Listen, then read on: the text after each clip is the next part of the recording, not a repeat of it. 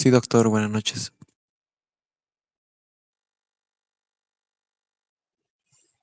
Ok, gracias.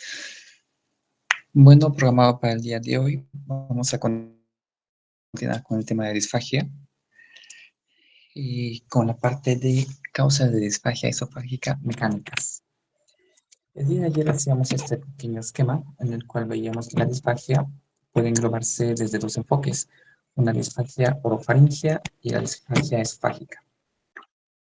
La disfagia esofágica se divide en alteraciones neuromusculares y motoras y las mismas pueden ser o deberse a trastornos primarios o secundarios propios del esófago,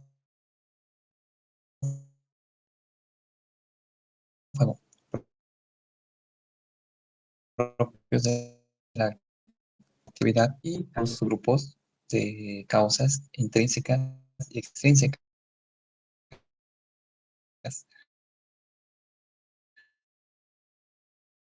Dentro de las que son la estenosis péptica, los cánceres de esófago y a lo que se conoce como anillo esofágico inferior o anillo de Schatzki.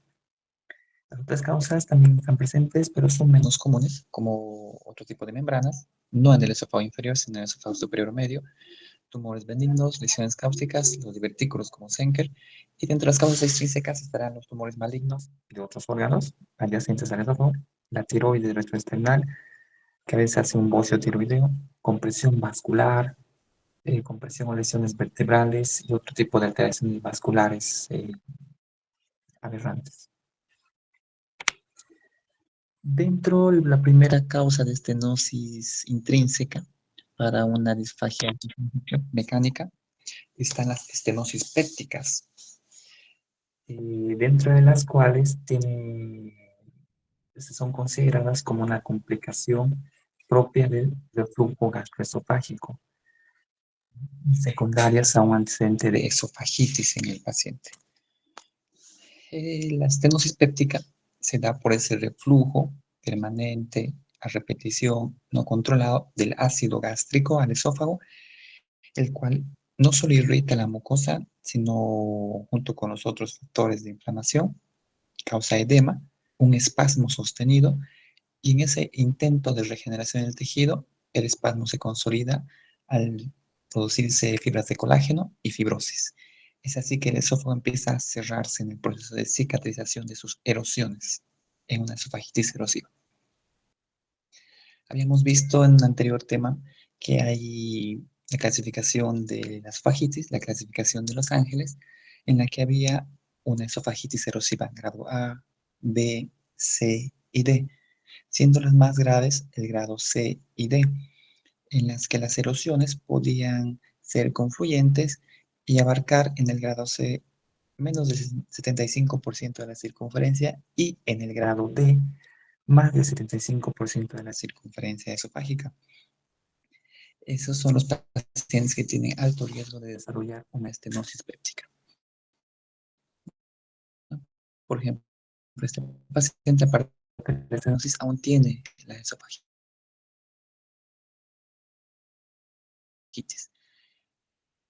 Erosión 75% de la ahora puntiforme y una esofagitis erosiva grado D. El tratamiento básicamente consiste en resolver la estenosis, es decir, el área cerrada, para que el paciente se pueda alimentar, evitar el reflujo ácido, que va a seguir lesionando y provocando más estenosis, y cuando no haya respuesta, recién plantear un procedimiento quirúrgico. Entonces, la cirugía es algo que se hace en el menor de las veces, solo hasta un 5%, porque la mayoría del tiempo el tratamiento médico endoscópico y el uso de IVP suele resolver el cuadro. ¿Cómo se puede hacer las dilataciones, o perdón, el tratamiento de la estenosis esofágica a través de las dilataciones endoscópicas? ¿Cómo es que hacemos esto? Es un procedimiento relativamente sencillo, pero que requiere la técnica y el cuidado de las complicaciones. ¿En qué consiste? Consiste en primera instancia usar un balón de dilatación. Esto es un balón de dilatación, como ven es como un alambre largo que tiene una parte distal en la que se encuentra el balón y una parte proximal en la que se encuentran los lúmenes. Algunos tienen dos lúmenes. A través de uno se puede introducir una guía delgada que sale por el extremo distal, como se ve acá, y nos permite, como el nombre dice, servirnos de guía y así no perforar en el paso que hacemos hacia el esófago. Y el otro lumen nos permite conectar el insuflador. ¿Cuál es el insuflador? Este. Es como una pistolita que la cargamos de agua y esa agua la vamos empujando a través del giro de esta manecilla. Empuja progresivamente el agua a través de ese orificio e infla el balón, ¿no? Hasta la capacidad que el mismo balón ya tiene de fábrica. Estas son imágenes endoscópicas de una dilatación esofágica.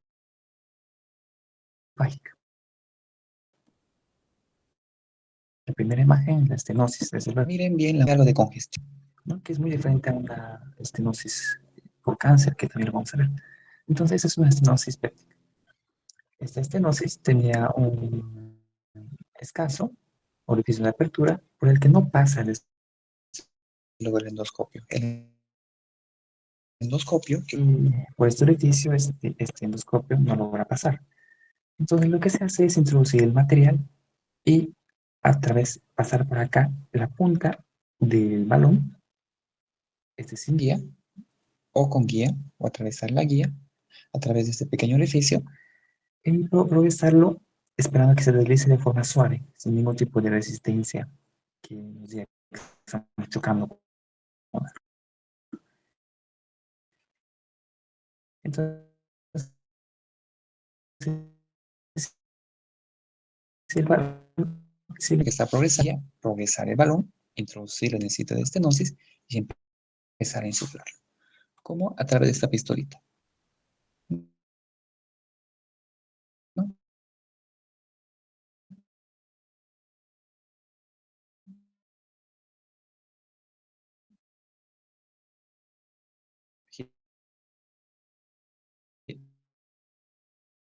Esto está lleno de acuerdo a la capacidad de los 3 milímetros. Entonces, para este paciente que tiene una estenosis tan marcada, el primer ciclo de dilatación seguramente será máximo hasta 8 milímetros, que es lo mínimo que, de que vienen los balones. Después de hacer la dilatación con 8 milímetros, desinflamos el balón, le tiramos y vemos el área de dilatación, ¿no? Como ven, se apertura poco a poco después de la dilatación el orificio del lumen esofágico, que nos indica que evidentemente se ha dilatado. ¿Cuál es el principio? Que con la presión que ejerce el agua sobre el balón, rompa las fibras de tejido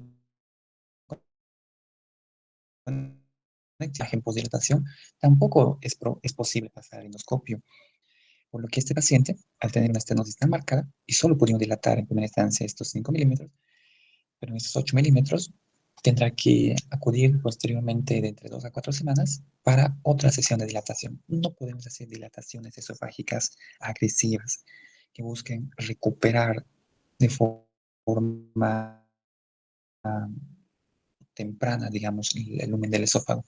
No, eso se trata de ciclos y sesiones de dilataciones progresivas en las que las primeras, de acuerdo a los tipos de balón, seguramente irán hasta 8 milímetros, que es el menor calibre de los balones desde la fábrica, y el objetivo será que en cada sesión en la que este paciente regrese, de entre 2 a 4 semanas, aumentemos 3 milímetros más de la dilatación previa. Entonces, seguramente este paciente en el que dilatamos hasta 8, de aquí a 2 semanas, dilataremos hasta 11. Y en 2 semanas dilataremos hasta 13. Y así progresivamente. El objetivo es dilatar progresivamente en un ciclo de sesiones hasta que el calibre del esófago sea por lo menos de 14 milímetros. Con ese calibre, el alimento y la dieta suele pasar progresivamente, sin casi ninguna molestia de disfagia. Ahora, este paciente hasta entonces, seguramente, ¿de qué se va a alimentar? Se preguntarán. Bueno, pues ya con este orificio más aperturado, este paciente puede estar a plan de dieta líquida. No puede ingerir todavía sólidos, ¿no? Máximo galletas de agua bien trituradas o algo de arroz bien triturado. Pero fuera de eso, el resto serán líquidos y preparados de proteínas como CN, como PBM, como Ensure, que son algunas marcas de proteínas que sirven para alimentar a un paciente mientras puede recuperar otra capacidad de alimentarse.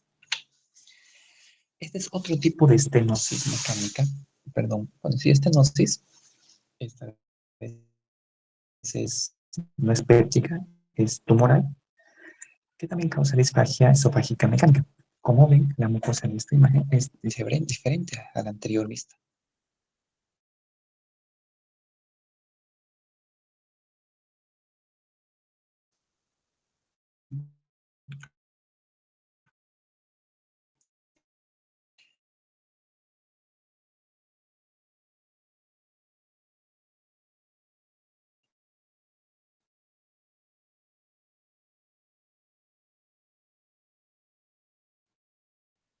Esta mucosa irregular, no tener nodulaciones, irregularidades, que disminuían el calibre del mismo y retenían el medio de contraste, así como también seguramente retienen los alimentos. Entonces, este es un paciente con CA de esófago. Esta es otra imagen, igual se ve el aspecto neoplásico, es evidente esto, que esto es un cáncer, ¿no? Que esto es una neoplasia. En la primera sesión de endoscopía, lo que podemos hacer es tomar biopsias y, bueno, pues hacer un control ambulatorio hasta que lleguen las biopsias, si es que el paciente puede alimentarse. Si no puede alimentarse, se requiere internar. ¿Qué opciones de tratamiento hay? Está descrito sí las dilataciones esofágicas, que como la anterior, en la péptica, pueden ser hidrostáticas. Sin embargo, es menor esófago ante las dilataciones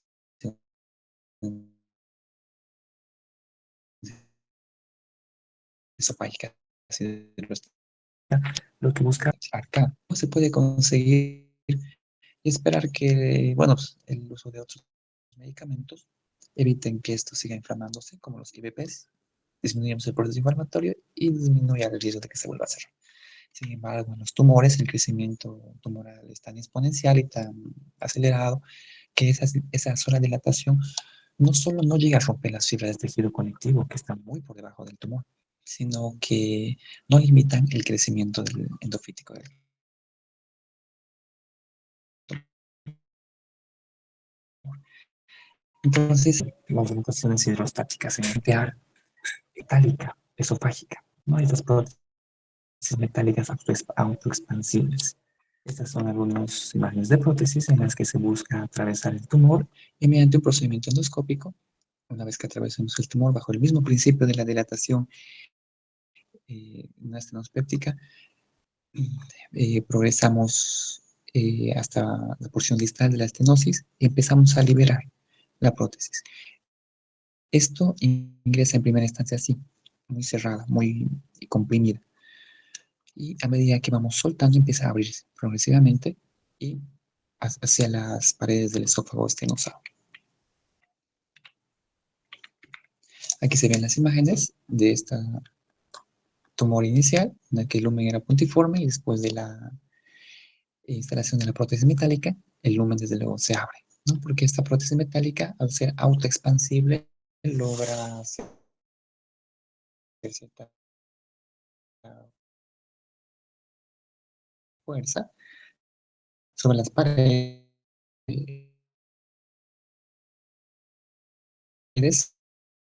y, y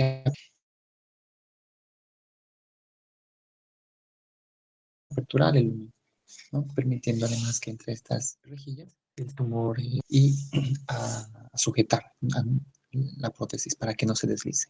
¿No? Porque hay otras prótesis, la prótesis tópica parcial esofágica mecánica, son los anillos. En primera instancia vemos el más común, que son los anillos inferiores, o anillo de Chasky, la cual está ubicada entre los dos pliegues que existían entre el esófago y el estómago.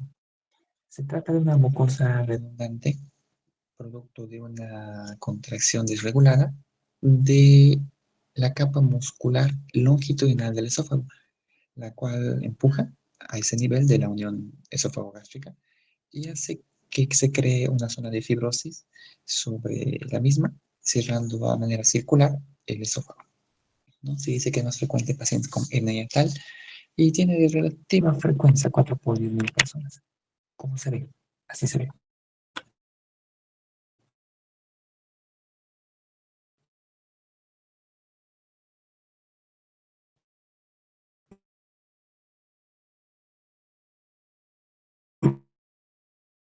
Esta es una imagen en las que aquí abajo, recién después de unos 3, 4 centímetros, se ve la impresión diafragmática. Entonces, habíamos dicho que cuando la distancia entre la línea Z y la impresión diafragmática es más de 3 centímetros, esto es compatible con una hernia hiatal. Además que aquí se ve a la vez los pliegues gástricos que ascienden hacia el esófago. Estos pliegues normalmente no deberían verse acá por encima de la impresión diafragmática, pero es el estómago que está produciendo acá. Es una hernia hiatal. Y en la unión que hacía el esófago con el estómago, se ha formado este anillo fibroso. Ese es el anillo de Schatzki. ¿Qué repercusiones tiene? Tiene básicamente bueno, que provoca disfagia. Y si la molestia es importante, lo que se puede hacer es hacer una dilatación a este nivel, una dilatación igual hidrostática con balón, para que las fibras de tejido conectivo aquí se rompan y se evite así el marcado cierre y disfagia. A la vez dar IPPs para disminuir el proceso inflamatorio que vuelva a formar, el anillo. Aquí están otros tipos de anillos, ya sean anillos superiores o anillos medios, anillos de esófago superior o medio. Este es un anillo de esófago superior en el que en una esofagografía se ve una disminución eh, como pensamiento circunferencial del lumen, ¿no? No total, parcial, ¿no? Que después continúa con el esófago normal. Este es un anillo o membrana superior. ¿Cómo sabemos que es superior? Porque miren, aquí están las vértebras cervicales, aquí recién empieza el tórax y está en el esófago superior, ¿no? Esto se puede presentar en algunas patologías, como en estos pacientes que vienen, bueno, con lo que se conoce como enfermedad de Plummer-Vinson o Patterson-Kelly, los cuales vienen y refieren no solo disfagia, sino refieren heridas mucosas en la boca, ya sea en los labios o en la cavidad bucal. Estos pacientes pueden hacer una endoscopía, nos evidenciamos estas heridas mucosas no solo acá, sino en faringe, en el esófago, vemos la membrana y vemos en el estómago. Son pacientes que acuden con lo que se llama estomatitis.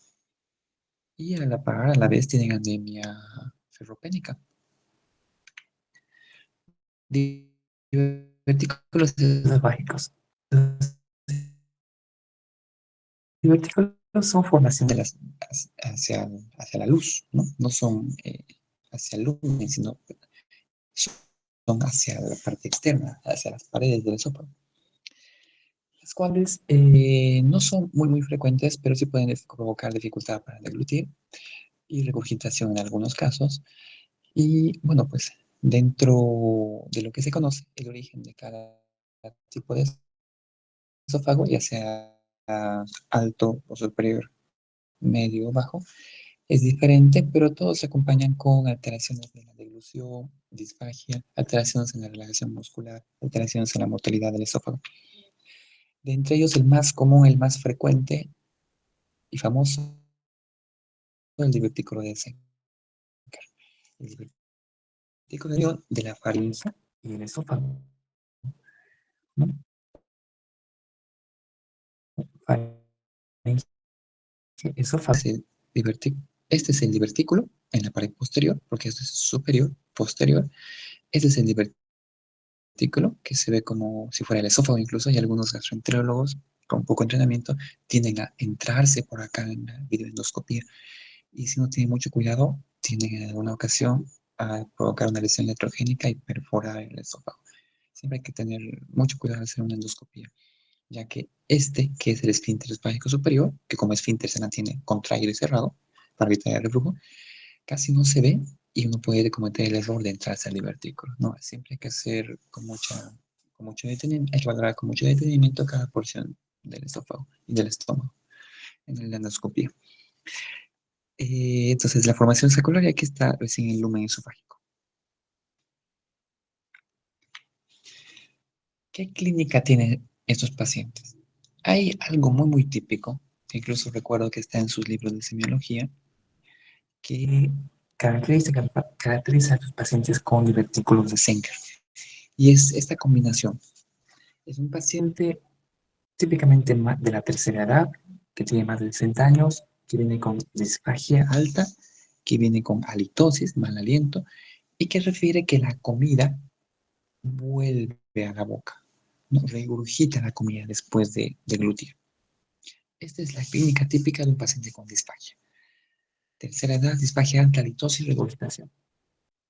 Acompañado de eso puede haber otras cosas, desde luego, cianurrea, deglución ruidosa, laboriosa, la sensación de que algo está apretando o la necesidad de apretar a nivel cervical para que se facilite la deglución, eventos de tos al acostarse, al dormir, entre comidas, por la dificultad en la ingesta de alimentos marcada que tienen los pacientes, a veces prefieren no comer, empiezan a desnutrirse, o en la regurgitación de los alimentos, este alimento puede irse hasta la piel y empezar a tener eventos de broncoespasmo o de infecciones de neumonías a repetición. Y en algún caso raro también dice que, bueno, muy, muy raro, puede ser algún tipo de carcinoma. Es muy raro. Aquí está la imagen. Digamos que en este paciente vamos a hacer la secuencia diagnóstica. Está en la consulta, nos dices, doctor, tengo más de 60 años, tengo dificultad para traer la comida, mal aliento y siento que la comida vuelve a la boca después de comer. Muy bien, señor, le vamos a hacer una esofagografía. Hacemos una esofagografía con orografina y vemos que en la imagen del mismo se ve el esófago normal, normal, normal. Y aquí hay una formación sacular hacia la pared posterior. Después de la cual continúa el contraste y va pintando lo que era el esófago normal. Esta imagen del esófago tenía que ser normal hasta acá. Pero, como ven acá, hay una formación sacular que retiene el contraste y recién permite que el contraste baje aquí de forma filiforme, ¿no? Aquí está contraído el esfínter espánico. Esto seguramente vendrá con el reporte de una divertícula de Senker. En la visión endoscópica vemos lo que vimos hace rato. Esta es la pared posterior, es la pared anterior. Hacia la pared posterior está la formación sacular, desde la pared anterior el lumen del esófago, a través del cual progresamos el endoscopio. Tratamiento. Como es una alteración anatómica, no hay otra forma de resolver esto que no sea operándolo o haciendo una incisión para romper, bueno, perdón, más que romper, cortar y unir estos dos lúmenes. Cortamos el tabique o septo diverticular para que el lumen del divertículo se una con el lumen del esófago y así queda un poquito ensachado, bueno, pues sea eh, un solo camino de progresión del alimento. Entonces lo que se busca es primero entrar con el endoscopio e identificar cuál es cuál. Muy bien, decimos, hacia la pared posterior está el divertículo y hacia la pared anterior el esófago. Lo que se hace acá es a veces poner una guía para decir, este es el esófago. Progresamos la guía hasta el estómago y dejamos que la guía no a una punta bisturí. Esta puntita de la delgado puede cortar.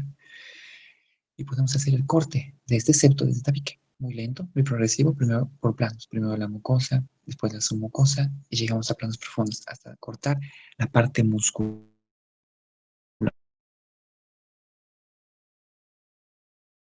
Ese tabique, bueno, tiene músculo, submucosa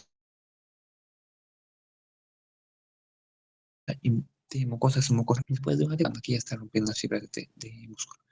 Se puede seguir cortando y después del corte, para margen de seguridad, dejamos clips, estos clips metálicos, para que unan estas partes abiertas. Porque si esto se queda abierto y el paciente, por error, se va a comer a casa, el alimento solamente puede empujar esto y abrir más allá las fibras musculares que hemos cortado y hacer una perforación. Entonces lo que hacemos es poner unos clips acá, clips metálicos, no en todos, sino solo en estos bordes, para que estas partes no tiendan a divulsionarse más, ¿no? Y en el control endoscópico vemos que aquí ya no se ve tanto el divertículo, ha disminuido de tamaño considerablemente, y aquí se ve más el esófago. Este alimento aquí tiene más posibilidad de irse hacia acá que acá.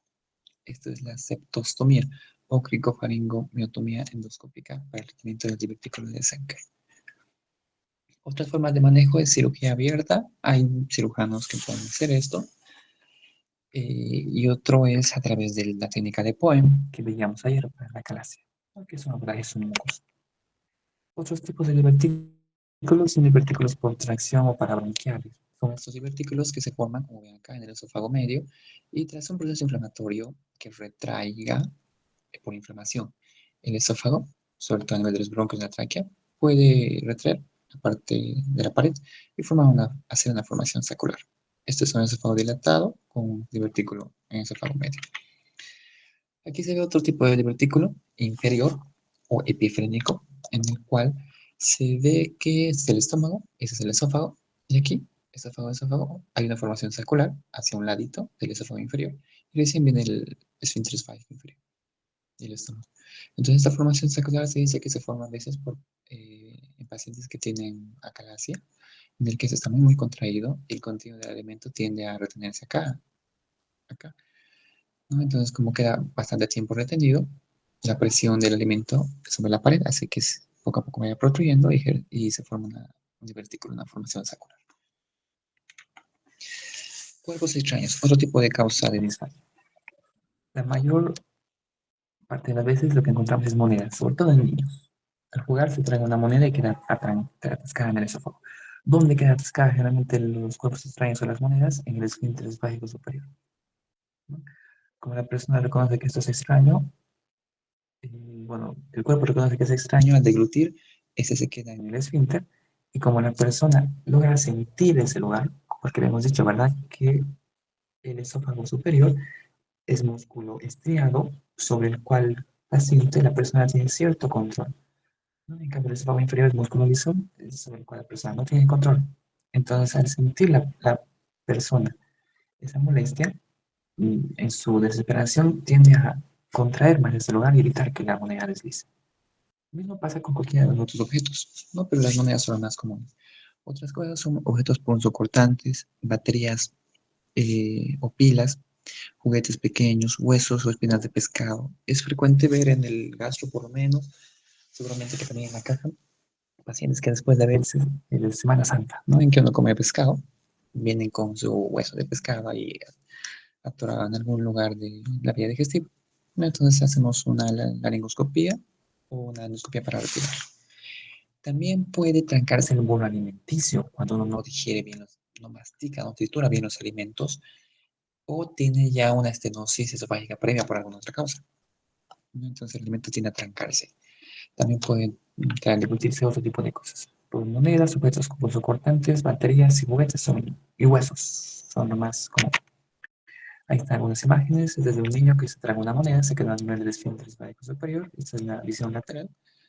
Es una moneda, desde luego, se entra en la endoscopia y se ve la moneda. El hecho de que esté así cubierta ya por muchas cosas, por mucho residuo alimentario, es que indicativo de que esta moneda está por mucho tiempo ahí. No está una solita, seguramente se ha aguantado 1 o 2 días ahí.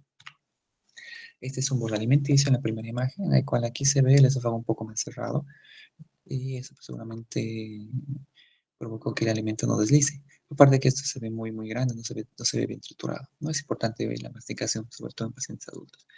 Esta es una imagen de un gancho que como verán, bueno, de forma accidental creemos que se ha entrado acá y el retiro es con mucho cuidado a través de la endoscopia. Este es otro objeto, ¿no? Esto parece un trozo de fruta o un gajo de alguna fruta. Hernias. Las hernias provocan disfagia, sí, tipo mecánica, porque tiene bueno, pues crean un tabique muscular que separa la cavidad abdominal de la torácica. Entre las menos causas están las hernias, pero si se documenta, se trata de una protrusión del estómago hacia el esófago, como habíamos visto, por encima del diafragma, en el que el estómago queda protruido, ¿no? Esto es esto. Entonces, este es el esófago y aquí es una hernia paraesofágica. Aquí vamos a ver algunas imágenes, más que acá, vamos a verlos acá. Muy bien, esa es una hernia hiatal sobre el hiato esofágico protruye el estómago. Esta es una hernia paraesofágica. Este esófago entra normal y la parte herniada del estómago está paralelo al esófago, ¿no?, sobre el diafragma. Y esta es una hernia mixta, en la que la hernia involucra el hiato e involucra por la porción paraesofágica. Esta es una hernia hiatal mixta. Hay otro tipo de hernia que se llama hernia de Morgagni, la cual ocurre en el diafragma anterior derecho, en la cual las alzas del intestino, como bien este estudio contrastado, están por encima del diafragma, hacia tórax, incluso casi de la radiografía lateral. La hernia de Bochdalek, al contrario de la primera, que es una anterior derecha, es una hernia posterior izquierda o posterior lateral izquierda, ¿no? En la cual se ve en esta radiografía, es el niño que hay aire y niveles hidroaéreos en el tórax. ¿Por qué? Este niño seguramente nació con algún defecto anatómico del diafragma en el cual las vísceras intraabdominales tendieron a protruir hacia el tórax. No es la única solución para esta cirugía. Se dice que esto es más frecuente en los niños, pero también tuvimos un caso allá en el trópico que tenía esto, un paciente adulto, un paciente de 23 años, que venía con molestia, dolor abdominal, hicieron radiografías y vi esta imagen, ¿no? Y en la tomografía salió que evidentemente era una hernia diafragmática izquierda. Esofagititis infecciosas. Son muy famosas los tipos de esofagititis infecciosas, ¿no?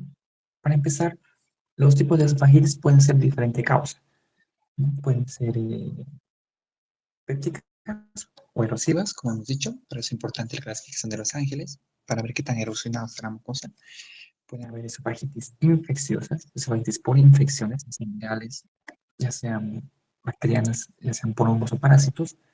También pueden haber esofagitis cáusticas, que también vamos a ver, por el consumo de ácidos cáusticos, esofagitis por medicamentos, también esofagitis autoinmune y otro tipo de esofagitis. Entonces vamos a ver las esofagitis infecciosas, que son de cierta forma famosas, las cuales a pesar de no ser poco frecuentes, sí los tenemos que considerar en pacientes inmunocomprometidos, en aquellos en los que ya sea por alguna enfermedad inmunodeficiente o por el consumo o uso de medicamentos que hagan inmunosupresión, tienden a desarrollar este tipo de enfermedades, ¿no? Entonces hay que vigilar muy bien a los pacientes en cuanto a su actividad inmune en relación a otras patologías que tengan y para evidenciar, bueno, esto está documentado, ¿no? Alteraciones en la flora microbiana esofágica. Todo el tubo digestivo en sí tiene una flora saprofita normal, que es buena y ayuda al sistema inmunológico, ¿no? El esófago es el menos comprometido en relación a la flora, más es el intestino, pero en el caso de esfagitis infecciosa, sí se ve que la flora microbiana aquí está muy alterada. Otro tipo de causas pueden ser alteraciones anatómicas o funcionales del esófago que eviten su aclaramiento, su vaciamiento. Algunos pacientes que pueden tender a tener este tipo de esofagitis pueden ser pacientes con cáncer, como que ya por el cáncer tienen defensas bajas, como las neoplasias de la médula ósea, como la leucemia, los linfomas o los mielomas. Otros son pacientes con inmunodeficiencia congénita, otros pacientes con tratamiento que reciban corticoides, ¿no? Pacientes con enfermedades autoinmunes, como polimiositis, esclerodermia, como lupus, reciben prednisona, reciben metilprednisolona, corticoides que bajan las defensas y puede el paciente muchas veces llegar a la reconsulta de estos médicos, los reumatólogos, con esfagitis infecciosas, con disfagia. Pacientes inmunodepresivos por otras causas, uso de antibióticos de amplio espectro de forma descontrolada, diabéticos no controlados, paratiroidismo y otras causas menos frecuentes. Aquí están los hongos que pueden provocar esfagitis infecciosas. Bueno, los microorganismos son varios. Entre los hongos, el más relevante, Candida albicans, es el más frecuente. Los otros son menos frecuentes. Pero si en caso un paciente no responde al tratamiento, que vamos a ver cuál es, hay que hacer un cultivo para investigar y ver si es que no es otro tipo de germen el que está causando la esofagitis y así rotar el antifúngico. Virus. De los más frecuentes, herpes simple y citomegalovirus. Tienden a hacer úlceras en el esófago. Los otros son menos frecuentes. Bueno, hay cierta frecuencia también en el papilomavirus, que no hace muchas molestias en realidad. Lo vamos a ver. Dentro de las bacterias, bueno, pues como estas son bacterias más que oportunistas, son bacterias patógenas, es poco frecuente que haya una esofagitis infecciosa por la bacteria sola. Generalmente son sobreinfecciones sobre esofagitis erosivas que el paciente tiene, ¿no? Puede haber Staph aureus, Staphylococcus o Streptococcus. Y dentro de los parásitos, Trypanosoma cruzi, Chagas, Pneumocystis, Pseudosporina y Leishmania. Dentro de los más frecuentes para nuestra población, Trypanosoma y Leishmania. Leishmaniasis visceral. La Candidiasis esofágica o esofagitis esofágica es la más frecuente y está causada por Candida albicans y se debe a diferentes factores inmunodepresores o de inmunosupresión. En cuanto a pacientes inmunodeprimidos, hay que considerar si el paciente no tiene SIDA. Nosotros decimos, bueno, hasta en endoscopía, le damos la orden, vuelve con el reporte y en el reporte nos dice, o nos muestra esta imagen inferior, en la que hay placas de Muget o placas blanquecinas menores de 2 milímetros que ocupan parcialmente la mucosa del esófago. Esto es compatible con una esofagitis por moniliásica o una candidiasis esofágica.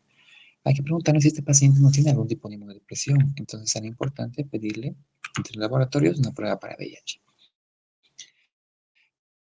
Pacientes con leucemia, hay que ver en el hay pacientes con trasplantes, que eso sí es más fácil de detectar. Pacientes inmunocompetentes, pero que pueden bajar sus defensas, pueden ser pacientes diabéticos descompensados, muy frecuente. Pacientes que toman por algún tipo de tumor o algún tipo de inmunosupresor, por ejemplo, los trasplantados. El consumo de alcohol también es importante. Entonces, todo lo que explique que las defensas estén bajas va a predisponer a la formación a la aparición de enfermedades oportunistas. ¿Qué tienen estos pacientes? Algunos son asintomáticos y otros tienen desde odinofagia,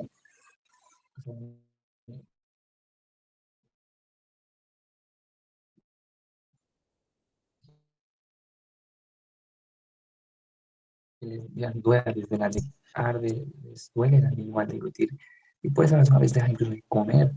No, hay que preguntar si estos pacientes tienen algún tipo de consumo de medicamentos, bajan las defensas o algún tipo de inmunosupresión, depresión, que les predisponga a una morbilidad. Porque, si bien como acá mismo dice, el muget oral, es fácil ver esas lesiones en la boca. Literalmente a los pacientes hay que revisarles hasta debajo de la lengua. Es fácil encontrar esto en la lengua y decir, bueno, tiene muget. Pero hay otro tipo de candida que no hace precisamente el muget, y hace más un eritema leve sobre las mucosas, sobre todo sobre la lengua. Entonces, es bueno indagar si no hay factores de consumo de medicamentos inmunosupresores para darle un tratamiento específico. Dolor en la lengua, dolor bucal, orinofagia, dolor al deglutir, disfagia, poco frecuente en los vómitos, dolor precordial, muget oral, en endoscopía, estas lesiones son cosas que podemos esperar en los pacientes. El tratamiento consiste básicamente en eliminar el factor predisponente y si no se puede eliminar, como en los pacientes que consumen corticoides, a los pacientes que consumen corticoides no les podemos decir que no consuman sus medicamentos para compensar su lupus, para compensar su esclerodermia, su polimiositis, que causa mucho dolor. No podemos. Entonces, lo que hay que hacer es controlar esto y evitar que se expongan a situaciones que les contagien estas enfermedades o les den riesgo de contagiar estas enfermedades. Y lo otro es el tratamiento médico. Que hay varios medicamentos, listatina y fluconazol son los más comunes, ketoconazol y anfotericina son los más agresivos, menos frecuentes muchas veces. La mayoría de los pacientes con movilidad esofágica responden al fluconazol y esa es la dosis. Alguna vez algún médico general o medicina interna nos deriva un paciente con movilidad para tratamiento. Y es que esto no debería ser así, ¿no? Esto se puede tratar desde la medicina general. El medicamento más usado es el fluconazol. La dosis sí dice 200 a 400, pero es recomendable dar solo 200, es hepatotóxico. El cual se da por vía oral entre 14 y 21 días. Y bueno, pues con ciclos de control de las pruebas hepáticas cada semana, el paciente podría terminar el tratamiento y estar tranquilo y curarse la enfermedad. No es eh, cosa del otro mundo tratar una esofagititis por monadías. Otro tipo de esofagititis infecciosas son las por herpes simple, que provocan estas úlceras, ¿no? Estas lesiones ulcerosas casi superficiales, pequeñas generalmente, en el esófago, ¿no? Que generalmente responden muy bien a la ciclovir. Otros son las lesiones por citomegalovirus, en las que, bueno, no está la imagen, pero son lesiones ulcerosas más grandes en el esófago, de las cuales igual se toman biopsias. ¿Cómo diagnosticamos esto? La visión es sospecha y aquí se toman biopsias. ¿Cómo diagnosticamos esto? Aquí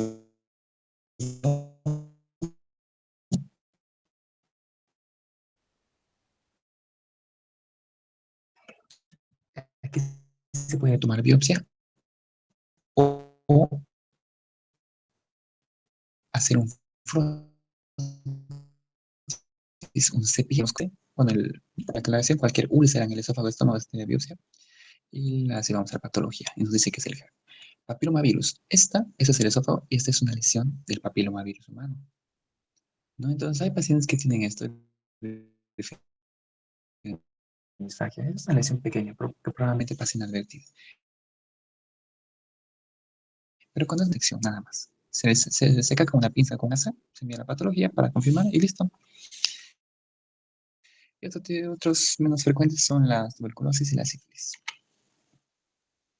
Esofagitis eosinofílica.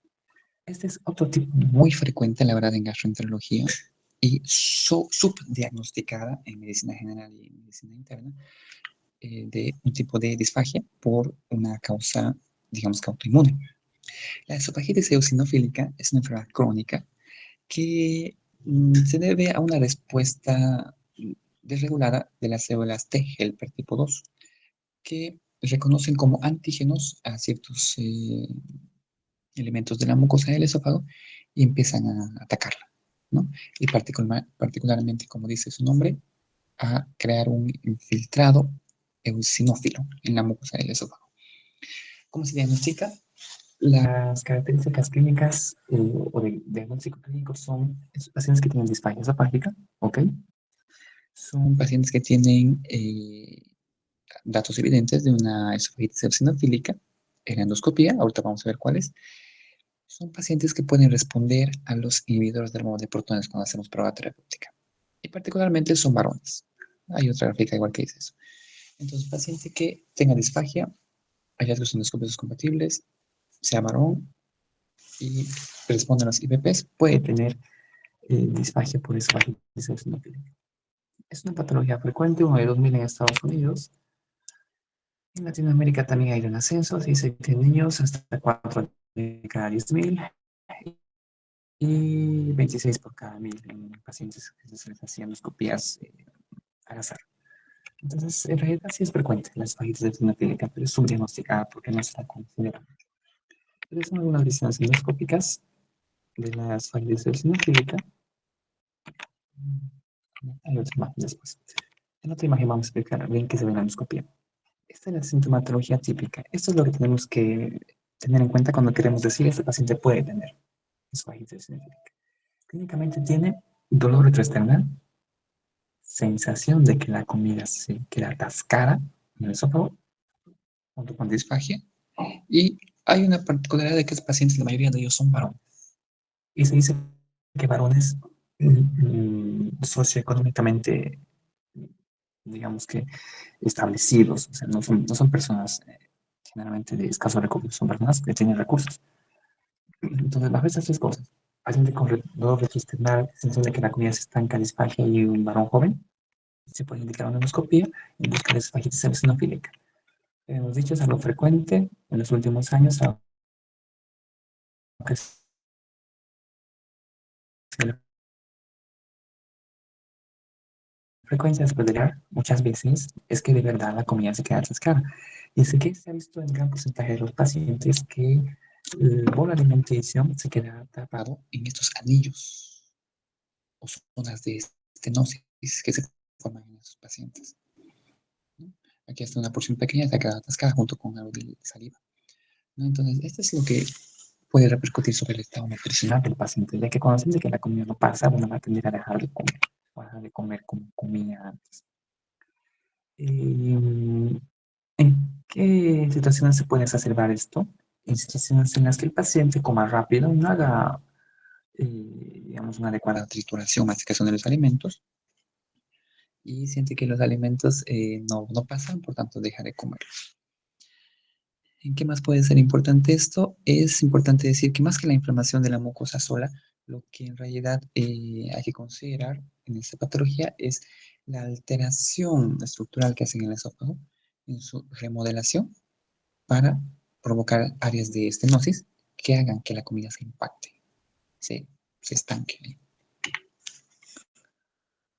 Estas son los hallazgos endoscópicos que los vamos a ver acá, típicos de un paciente con insuficiencia bíblica. Los tres primeros que están remarcados son más importantes.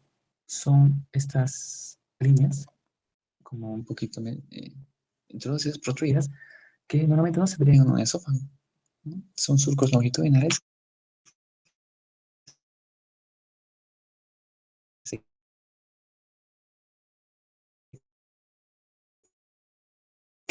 se crean en el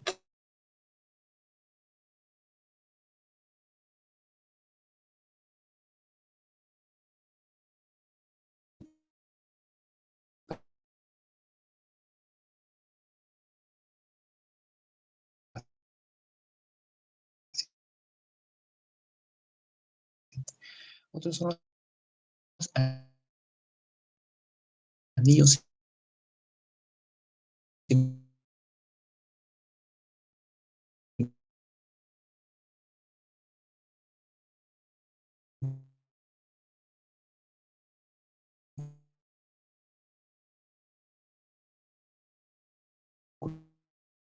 circulares con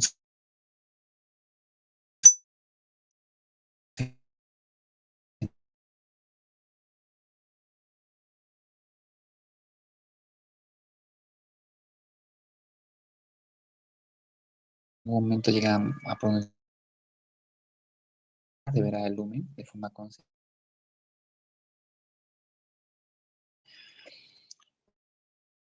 Vascular, a veces hay el esófago normal y bueno, pues a veces hay una mucosa en papel que se llama, que es menos frecuente. No es una toma de biopsias. La toma de biopsias es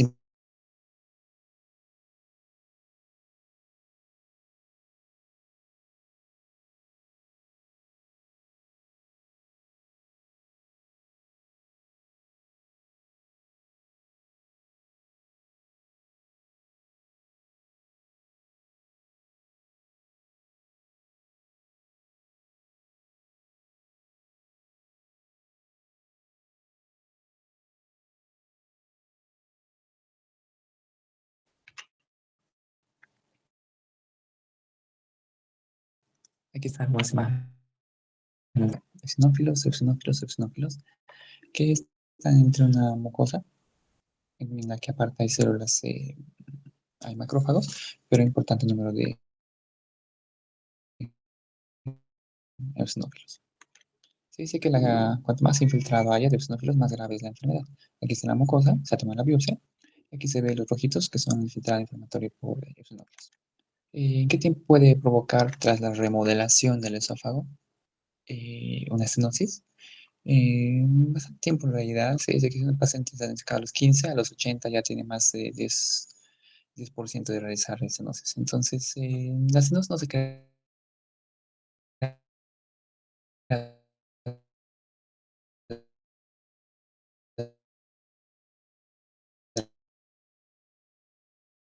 la noche a la mañana. Se crea a través de muchos años.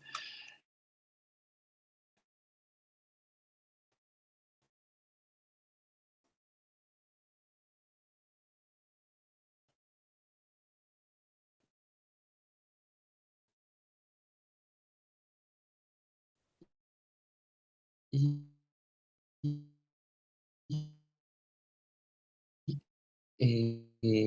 bueno, en realidad, esto solo va a recalcar cómo se trata. Básicamente, el tratamiento consiste en dieta, consumo de IPPs y tal vez corticoides. La dieta, que es muy, muy importante y a veces es más que suficiente en la primera etapa, puede requerir tres tipos de dietas, que a nivel de nutrición, de los nutricionistas, les basaron regular. Dieta que se llama alimental, dieta específica y dieta empírica. De ellos, los primeros dos son más importantes. La dieta alimental es una dieta en la que se quitan todos los alergenos habidos y por haber de la dieta, ¿no? Y uno ingiere básicamente aminoácidos en sus comidas. La dieta de eliminación específica es una dieta en base a un test de alergias que se hacen los pacientes, que pueden ser en la piel o prueba con parches y bueno, en base a eso se dice, tú tienes alergia a esto, no vas a comer esas cosas y demás. Y la dieta de eliminación empírica es esa dieta que elimina las sustancias, los alimentos alergenos más importantes. ¿Cómo cuál? Como la leche, el trigo, la soya, el huevo, las nueces y mariscos. Tenemos otra gráfica igual que recalca esto. Entonces, bueno, ¿cuál hacemos? ¿Cuál le quitamos? Se dice que la más efectiva es la dieta alimentar. La dieta que elimina todo tipo de alergenos de los alimentos, bueno, y uno puede reducir bastante la sintomatología de las varices. Sin embargo, eso no es fácil. No es fácil quitar, bueno, escoger un tipo de dieta que no tenga ningún alergeno. El segundo tipo de dieta mm, recomendable es la dieta empírica, en el cual reducimos el, el consumo de ciertos medicamentos, aquí están, como el trigo, la leche, la soya, las nueces, huevos, anís, pescado y mariscos. Esos son de los que empíricamente se pueden reducir y hay buena respuesta en relación a la sintomatología de los pacientes, ¿no? Ya considerando que hasta dos terceras partes de los pacientes pueden responder a esto, es una muy buena medida para aplicar y eso todavía es más práctico que eliminar todos los alérgenos, todas las dietas que tengan alergia.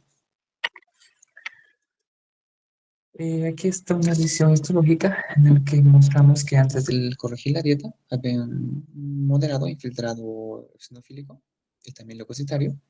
Y después de corregir la dieta y controlar la enfermedad, hay ya menor infiltrado leucocitario y casi ningún infiltrado de eosinófilos. Uso de corticoides tópicos.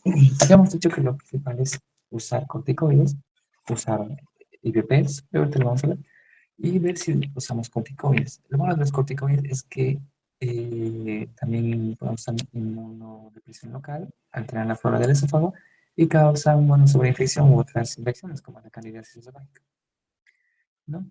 Sin embargo, el principio de los corticoides es que al tratarse de una enfermedad autoinmune, el darle corticoides suprime esa actividad autoinmune y por tanto disminuye la potencia, digamos, la severidad de la enfermedad. ¿Qué cosas ahí se pueden usar? La fluticasona, 2 veces al día, budesonide, 2 veces al día, o este otro que es el ciclesonide, igual 2 veces al día. Hay buena respuesta generalmente a esto, bueno, relativa, ¿no? 50-90%. Hay pacientes que responden muy bien. Y se le puede acompañar de algunas sustancias que hagan su deglución de intolerancia más agradable. Resumen, la esofagitización empírica se trata en base a IVPs como prueba terapéutica en la dosis que requiere el paciente o dosis habitual. Hay pacientes que responden muy bien a IVPs de 20 miligramos de omeprazol, por ejemplo, una vez al día. Hay otros que requieren 20 miligramos cada 12 horas. Ya habíamos dicho en la anterior clase que la dosis de omeprazol, de acuerdo a su tiempo de vida media, siempre debería ser cada 12 horas, ¿no? Entonces, con omeprazol, 20 miligramos de oral cada 12 horas, este paciente podría controlarse. No solo la inflamación que hace un reflujo, sino la actividad inflamatoria y sirve como prueba terapéutica para estos pacientes. Hay pacientes que le damos de peso porque sí y mejoran su disfagia. Entonces puede que tengan experiencia significativa. Otro es la dieta. Ya hemos dicho, mejor es la empírica, pero cada paciente tiene que tratarse de forma individualizada. Y valorar el uso de corticoides, ¿no? El mantenimiento, bueno, pues el mantenimiento de esto suele ser casi de por vida, ¿no? Para prevenir las complicaciones fibróticas. Sin embargo, después de la estabilización del cuadro, de la disfagia, de que el paciente ya no siente que la comida se estanca, que no tiene disfagia y demás, puede hacer una pausa temporal, que digamos que 1 o 2 meses, para ver cómo responde y después reiniciar el tratamiento si es que vuelve a presentar modificación para hacer sostenible el uso de estos medicamentos. Esfagitis cáustica. Otro tema importante es la esfagitis cáustica, que también es causa de disfagia mecánica por estenosis, en la que los pacientes de forma accidental o intencional se toman algo que lesiona la mucosa del esófago. No solamente en los niños, es importante saber qué está al alcance de los niños. Pacientes alcohólicos que no tienen buena noción de las cosas, a veces por error toman un vaso que no tienen que tomar, y pacientes con algunas enfermedades psiquiátricas. ¿Qué sabemos? Que los cáusticos pueden ser ácidos o álcalis. Y van a lesionar la mucosa del esófago y el estómago cuando los ácidos, eh, bueno, la gráfica está al revés, perdón. Los álcalis tengan un pH mayor a 12. ¿No? Y los álcalis, perdón, los ácidos tengan un pH menor a 4. ¿No? Entonces, cuando los valores de pH excedan estos niveles, ahí sí se va a provocar un daño en la mucosa. Esos son algunos ejemplos. Y es importante tener una gráfica como esta cuando en la emergencia llegan los pacientes con antecedentes de consumo de cáusticos. Es que a veces no, no te dicen los pacientes precisamente que han consumido y uno tiene que estar investigando. O tras la suerte alguno te dice, sí, era tal cosa, era detergente tal cosa, o era ácido de batería, o era esto, o esto. Entonces ahí uno puede decir, esto es ácido o esto es álcali, para predecir la severidad de la lesión. De los más frecuentes dentro de los álcalis, vamos a ver, por ejemplo, productos de limpieza doméstica. Muy común. ¿Qué tienen esos productos? Cloruro de amonio, hidróxido de amonio. De entre otros productos son los limpiatuberías, ¿no? Famosos. Tienen hidróxido sódico o hipoclorito sódico. Entre otros famosos álcalis, las pilas de botón. Tienen hidróxido de sodio y hidróxido potásico. No, las pilas de botón son muy, muy graves, muy malas. Vamos a ver cuando veamos el cuerpos extraños. Luego, bueno, hasta la pasta dentrífica, miren, es un álcali y tiene fosfato sódico. Los ácidos. De los ácidos, los más frecuentes son los productos de limpieza de inodoros, ácido clorhídrico, ácido sulfúrico es lo que tienen. Entre otros frecuentes, los líquidos de baterías. El líquido de baterías es un ácido que tiene ácido sulfúrico, también es frecuente. Y bueno, dentro de esos son los más frecuentes que podríamos mencionar. Esta es una gráfica que engloba la fisiopatología de todo esto. Muy bien. Ácidos y álcalis. Los ácidos lo que hacen es una coagulación de las proteínas, lo que hace que las células se deshidraten, pierdan agua, haya una escara mucosa y haya un efecto de menor poder de penetración sobre las mucosas, ¿no? Entonces, se dice que estos pacientes con álcalis tienen menos riesgo de lesión grave cuando el consumo es un ácido, ¿no? Entonces, cuando uno consume ácido, tiene menos riesgo de que haga una lesión grave en comparación a los álcalis. Y hace una necrosis por coagulación. En cambio, los álcalis hacen una licuefacción disolar, lo que se traduce fisiopatológicamente como una saponificación de las grasas, trombosis capilar, desnaturalización de las proteínas. Estos hacen retención de agua, estos hacen un efecto de quemadura térmica por hidratación y todo este conjunto de efectos hace y le da un gran poder de penetración sobre el tejido, ¿no? Entonces, si nos vamos a preguntar, ¿qué es más grave? ¿Un ácido o un álcali? Es más grave el consumir un álcali, una sustancia alcalina. Y hace necrosis por licuefacción. Una primera etapa aguda se dice que el daño generalmente puede ser, depende, puede ser local o extenso, hay riesgos de perforación y bueno, las tasas de mortalidad. La primera etapa, los primeros momentos después de la ingesta de algo son los más de mayor cuidado. Una segunda etapa de largo plazo puede haber formación de estenosis o de tumores, ¿no? Entonces, la primera parte aguda es para estabilizar al paciente y la segunda parte es para prevenir o tratar complicaciones como la estenosis. La primera fase es del primer al tercer día. Lo que pasa es una necrosis por saponificación, trombosis vascular y reacción inflamatoria. En la segunda fase, a partir del tercer día, empieza a haber ulceraciones. En la tercera fase, a partir del sexto día, empieza a haber tejido de granulación que intenta regenerar el tejido. Y en la cuarta fase, a partir del quinto día, ya se consolida la cicatriz, ¿no? Es importante saber esto cuando nos preguntamos en qué momento hacer una endoscopía. Entonces, las etapas más graves en las que al entrar con un instrumento el tejido se puede lesionar son estas, en la que el tejido es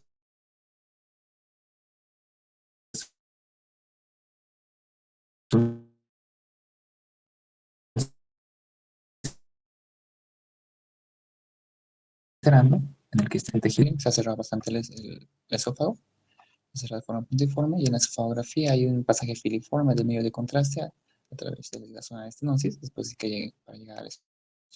Todo está cerrado.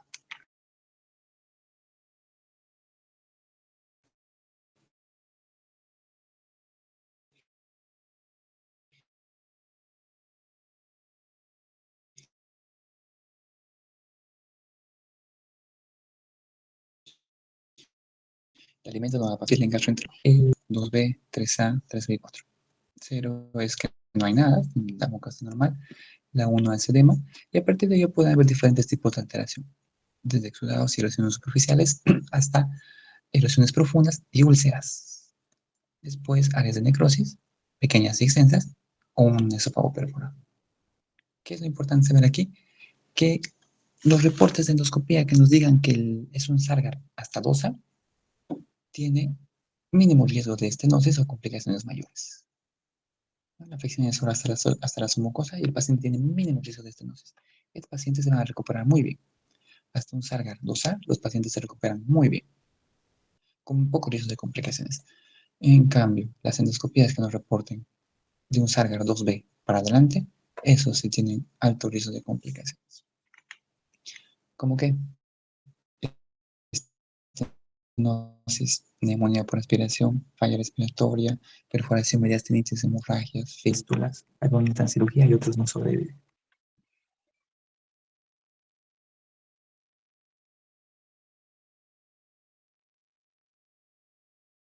Se dice que hay una relación entre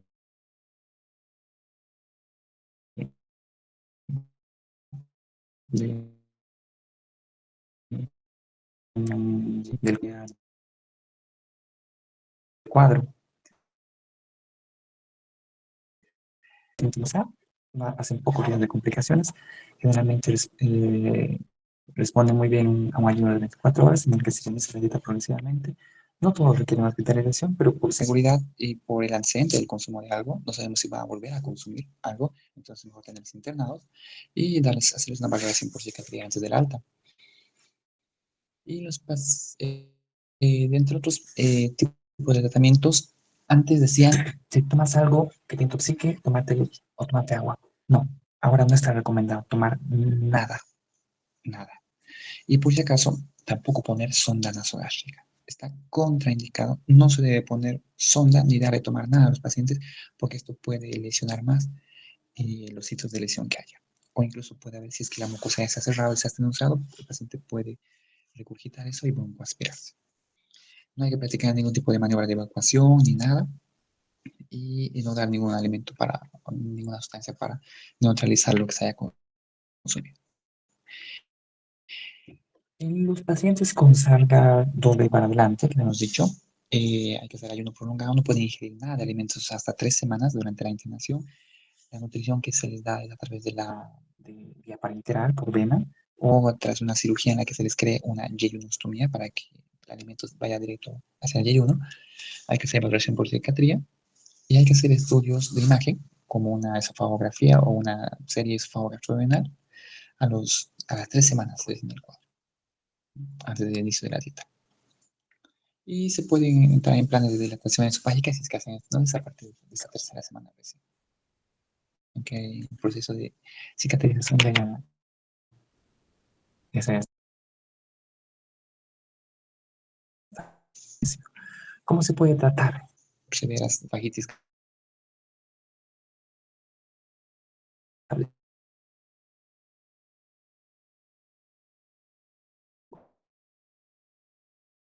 Las cáusticas. Entonces se puede dar corticoides para evitar que se formen las estenosis después de unas fajitis cáusticas. Dice que no hay un beneficio marcado en cuanto a dar prednisona o penicilona, pero es mejor dar a los pacientes. Se ha visto que hay buena respuesta en el gastro, les damos. El sucralfato también es útil porque ya hemos dicho en la sesión previa que el sucralfato es citroprotector. No solo crea una película que evita el daño lesivo por el reflujo ácido del estómago, sino también ayuda a la regeneración del tejido. Entonces, el sucralfato es uno de los medicamentos más espectaculares en el esófago estómago cuando hay una lesión. Luego, entre cimetidina, ranitidina y omeprazol, es más conveniente dar omeprazol, ¿no? Inhibe más el contenido ácido del estómago. Y generalmente todo va a entrar por vía eh, endovenosa, ¿no? Excepto el sucralfato. El sucralfato sí es por vía oral.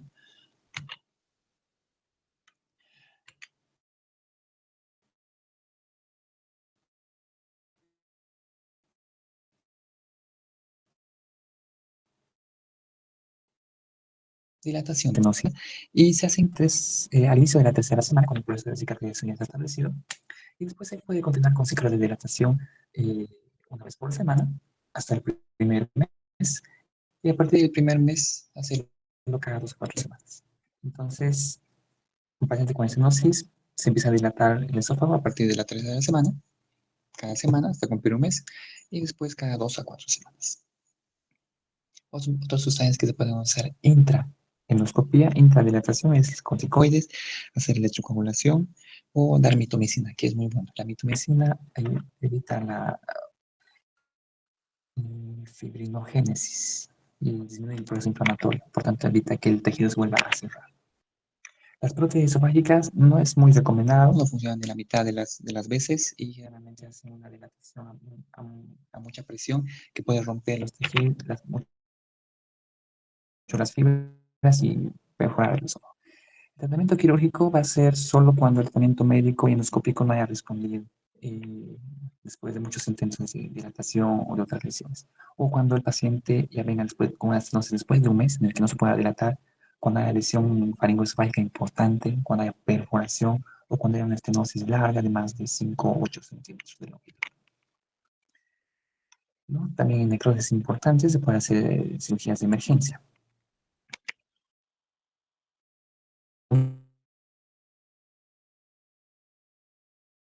Y es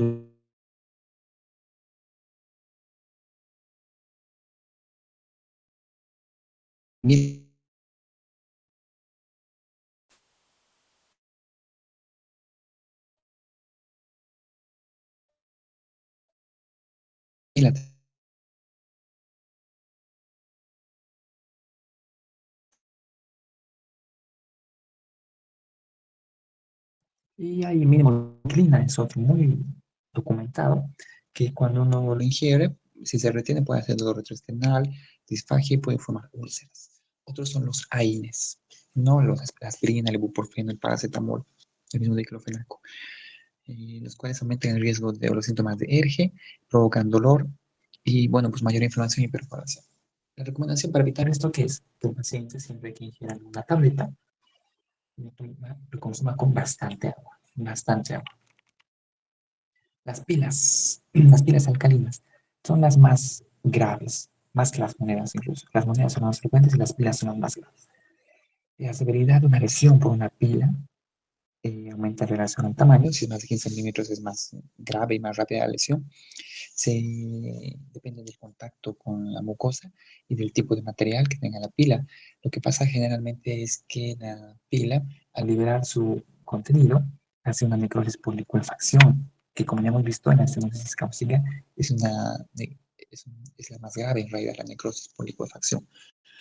Y hace una descarga leve de corriente eléctrica sobre la mucosa, la cual provoca necrosis por compresión, ¿no? La pila tiene su carga eléctrica.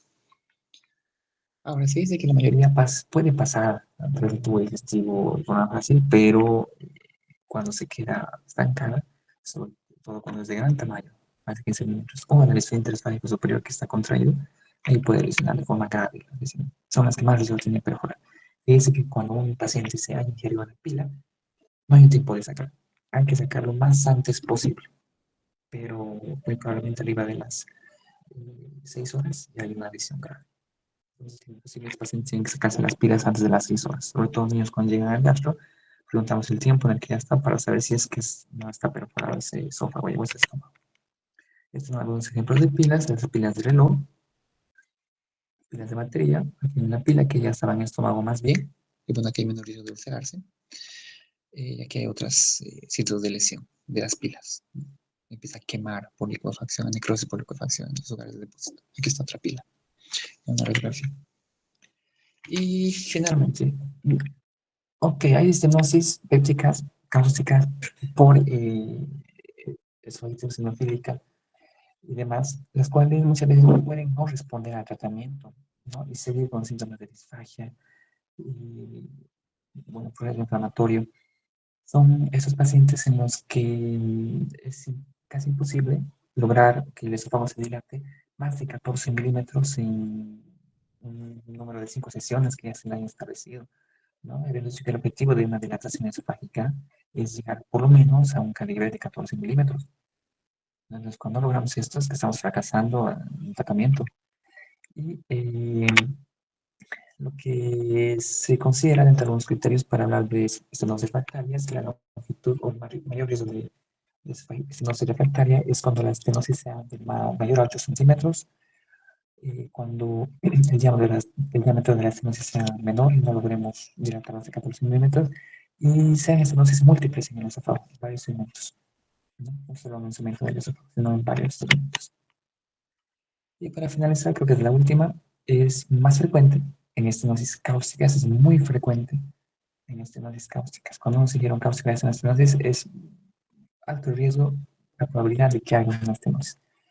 Estenosis por radiación, también por quimioterapia, en la secundaria tipo de terapias, en las estenosis de anastomosis. Hay pacientes en los que se opera el esófago, se quita el estómago con un cáncer, por ejemplo, se une el esófago con el yeyuno, y en esos sitios de estenosis puede ser difícil volver a aperturar. Bueno, eso sería todo. Si es que no hay alguna consulta, eso sería lo correspondiente a la clase de hoy.